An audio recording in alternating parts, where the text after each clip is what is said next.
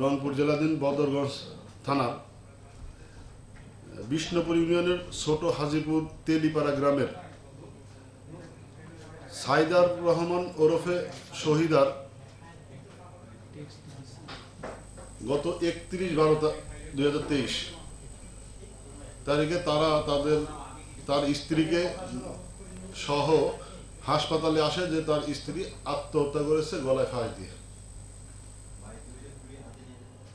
এই অভিযোগে অসুস্থ স্ত্রীকে নিয়ে তারা ফ্যামিলির বাবা ভাই সে সহ হসপিটালে নিয়ে আসে যে তার স্ত্রী আত্মহত্যা করেছে গলায় ফাঁস দিয়ে। পরবর্তীতে ডাক্তার এবং পুলিশ মিলে এটা সুরতহাল করেছে। সুরতহাল করার পরে তারা পুলিশকে কনভিন্স করার চেষ্টা করতেছিল যে তার স্ত্রী আত্মহত্যা করেছে। তার শ্বশুর বাড়ির লোকজনকে কনভিন্স করার চেষ্টা করেছিল যে তার স্ত্রী আত্মহত্যা করেছে, এটা যাতে পোস্টমর্টম করা না হয়, বিনা ময়নাতদন্ত তাদের যেন লাশ দেওয়া হয়। পুলিশ তো ইনভেস্টিগেশন করেছে, ইনভেস্টিগেশন করে দেখেছে এখানে সন্দেহ আছে যে বিনা ময়নাতদন্তে লাশ দেওয়া যাবে না। পুলিশ ঠিক সেই কাজটাই করেছে, বিনা ময়নাতদন্তে লাশ দেয় নাই, তখন লাশ না দিয়ে ময়নাতদন্ত করেছে, বিচারের রিপোর্ট প্রিজার্ভ করেছে। পরবর্তীতে এতদিন পরে আমাদের কাছে সেই রিপোর্ট আসছে। রিপোর্ট আসলে আমরা সেই রিপোর্টে পেয়েছি এটা আত্মহত্যা ছিল না, এটা ছিল শ্বাসরোধ করে হত্যাকাণ্ড। এইটা হওয়ার পরে এবং প্রথম যখন আত্মহত্যা করে মারা গেছে বলে হসপিটাল নিয়ে গেছে এবং আত্মহত্যা হলেও একটা অপমৃত্যুর মামলা হয়, সেটা বাদী পক্ষ অভিযোগ করে। ওয়াইফ মারা গেছে, হাজবেন্ড অভিযোগ করতে পারত, সেটাও করে নাই। আমরা পুলিশ রিপোর্টের ভিত্তিতে থানায় সেই অপমৃত্যু মামলা রুজু করেছিলাম। সেই মামলা তদন্ত চলছিল। পরবর্তীতে আমরা এখন এসে কয়েকদিন আগে এসে পাইলাম যে এটা আত্মহত্যা ছিল না, এটা ছিল শ্বাসরোধ করে, দ্যাট মিনস গলা টিপে হত্যা। এই রিপোর্ট পাওয়ার পরে আমরা প্রথমে আসামি ধরেছি, আমাদেরকে যাকে সাসপেক্ট হয়েছে অথবা আমরা তদন্ত করে যারা পেয়েছি আসামি ধরেছি। ওই ভিকটিমের হাজব্যান্ড সাইদার রহমান ওরফে শহীদার, তার স্ত্রী ছিল নীলুফার ইয়াসমিন 30। তারা 14 বছর আগে বিয়ে করেছিল, সংসার করছিল এবং তাদের 2টা বাচ্চা আছে। আমরা প্রথমে আসামি ধরলাম, আসামি ধরে ভিকটিমের যে বাবা আছে, ভিকটিমের বাবাকে বললাম যে আপনার মেয়ে ওই সময় আত্মহত্যা করে নাই, আপনার মেয়েকে ওই সময় হত্যা করা হয়েছিল, আমাদের কাছে এই রিপোর্ট আসছে। তখন সেই মেয়ের বাবা বদরগঞ্জ থানায় গতকাল হত্যা মামলা দায়ের করে।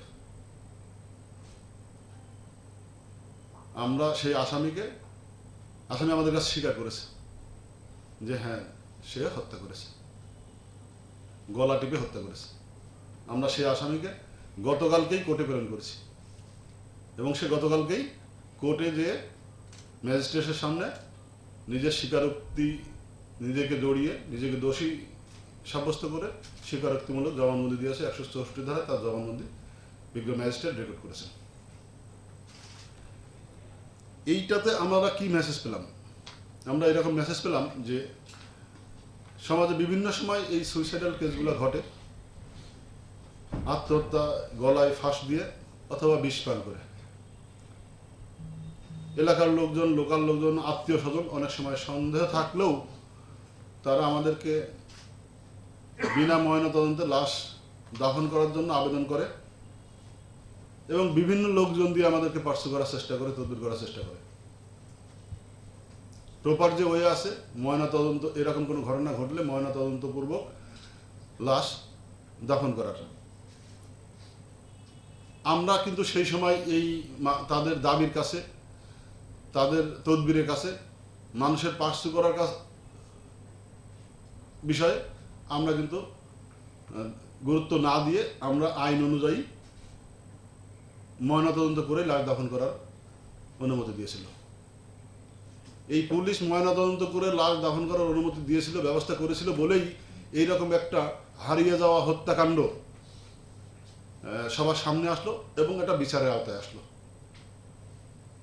কাজেই এরকম কোনো ঘটনা যদি ঘটে তাহলে আমাদের উচিত হবে, সমাজের সবাই যারা আছে তাদের সবারই উচিত হবে যে যদি সন্দেহ থাকে তাহলে ময়নাতদন্তপূর্বক লাশ দাফন করার ব্যবস্থা করা, উদ্দেশ্যমূলকভাবে এরকম পুলিশকে পার্শ্ব না করা বা তদবির না করা। আইনের বিচার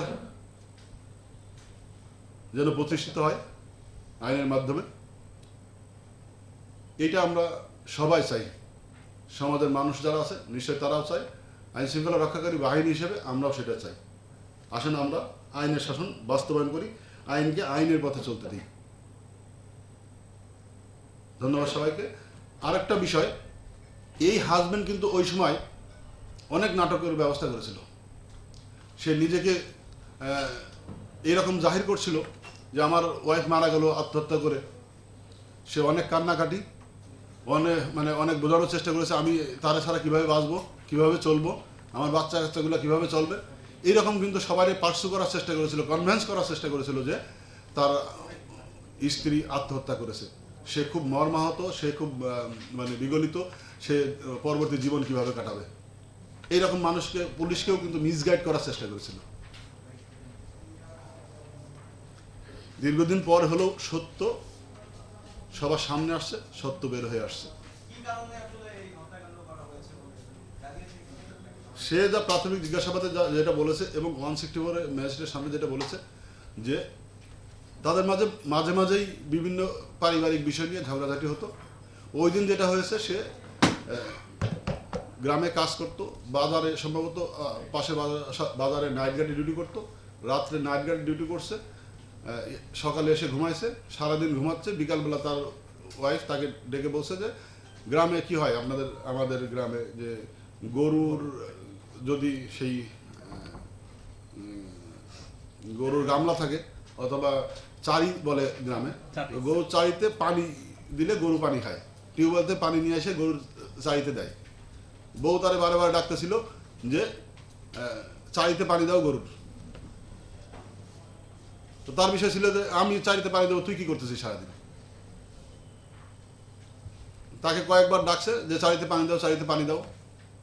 সে এইটাতে তার খুব রাগ হয়েছে। রাগ হলে সে খাট থেকে উঠেই গলা টিপে ধরছে। ওইটাতে ওই রকমই বলছে, ওইটাই বলছে, ছাড়া আর কিছু বলে নাই। গলা টিপে ধরছে, 2-3 মিনিট গলা টিপে ধরে ধাক্কা মেরে খাটের উপর ফেলে দিয়ে সে চলে গেছে বাড়িতে।